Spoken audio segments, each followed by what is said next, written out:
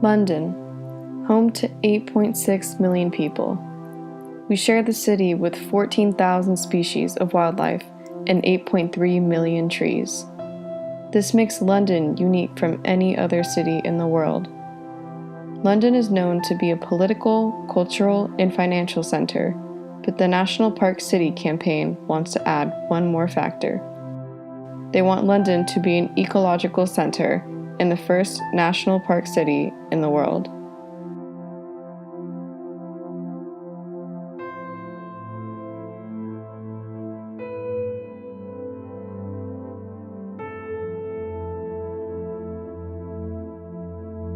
So what is a national park city?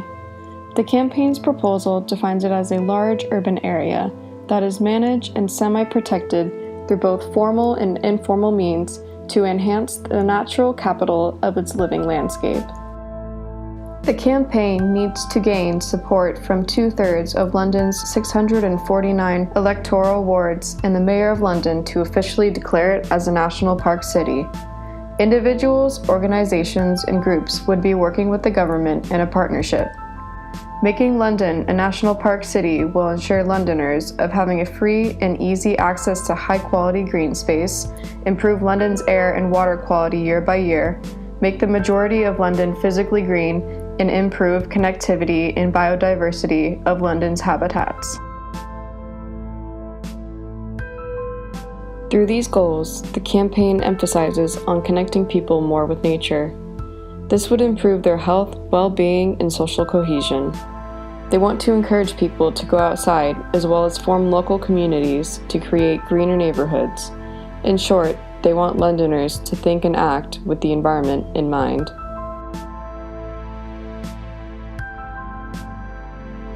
As we researched the campaign for London to become a national park city, along with taking an environmental sociology class, we started to observe a few patterns that the campaign could potentially help address. As we learned, global warming is not a myth. We have ice caps melting, islands disappearing, and natural disasters destroying. But these very significant things are not the consequences of pollution that most people see firsthand. Many people might not know that we are personally affected with medical conditions such as asthma. This originates from high amounts of pollution. It is time to address the problem, and by pushing London as a national park city, it will be a step forward. While following the campaign and learning about London's greenest regions, we noticed a pattern.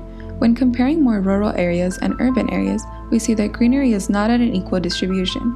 We realize that those who are in regions majorly populated by poor or working class people don't have access to as many trees, plants, or parks as those decorating the wealthier communities.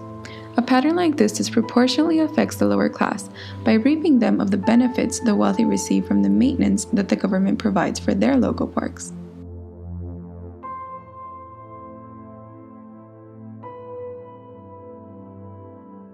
In order to get an inside look at how the community in London feels about its greenery, we take a look through Jeanette's perspective. Jeanette has been a long-time resident of London. She started her career in psychology where she taught at a London university, then moved on to teaching medical informatics. Now she has moved on to other projects, one of which includes her gardening skills. I started gardening, not very seriously, go to a garden center, buy a few plants and stick them in the ground, and that was about it. And then, as I got older, I got more and more interested in gardening and the theory of gardening and the concept of gardening, and I began to I started to buy things and read about things and planting things. And then after my husband died, it was completely my garden. I could do anything I wanted with it.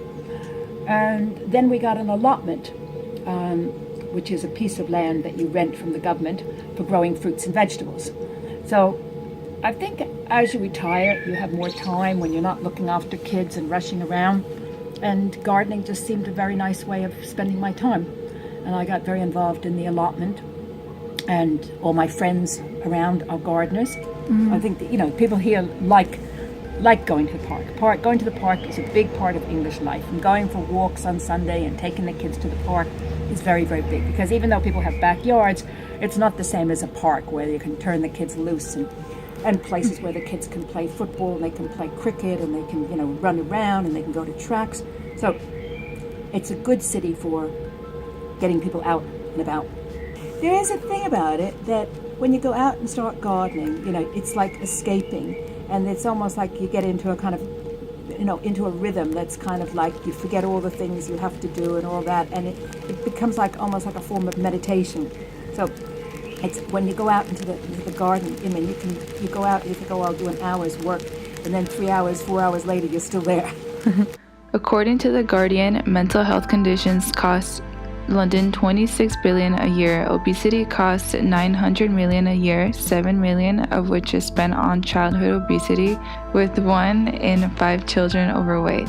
Being active outdoors in green spaces through play, walks, green gyms, adventure activities, and organized sports are ideal ways to improve collective health. If London becomes a national park city, there would be more education being invested in outdoor learning. Students would learn new information about the plants and animals in their surroundings through a hands-on learning experience. Some positive benefits through this teaching method would be improving the students' social skills and mental health by having them engage with the environment around them.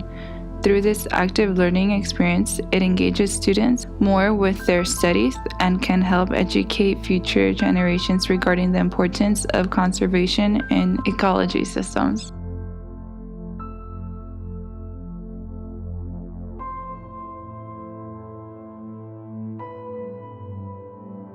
The main thing is getting kids involved and introducing kids to gardening so that they start to see, because nowadays in urban settings, kids have no idea where vegetables come from, where fruit comes from. They've never seen it. They don't know anything about how anything grows. So the more that schools can do to encourage kids to learn about things and to give them a little plot of land where they can grow things, I think it all helps to give them the understanding that, you take this little seed, you put it in the soil, and you give it some water, and you give it some light, and magic, the thing grows.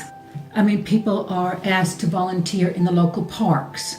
So the local parks send out notices, would you come and help and plant things and move things. The schools are also trying a lot of projects with kids. A lot of schools now have little kind of growing areas where the kids are encouraged to grow plants and vegetables. Around the corner from here, some guy just decided he would set up all these kind of great big pots and troughs and grow all these things, and he's just transformed what was a very dull area into a place where there's outdoor seating and lots of plants and things like that. There's something called the guerrilla gardening movement, where people go out and decide, okay, like got a tree and there's an ugly underneath the tree, it's very ugly, and they'll go and they're trying to put soil down and plant bulbs and flowers underneath the trees. So places that are in public things, some people are just trying to go out and make them a little bit greener.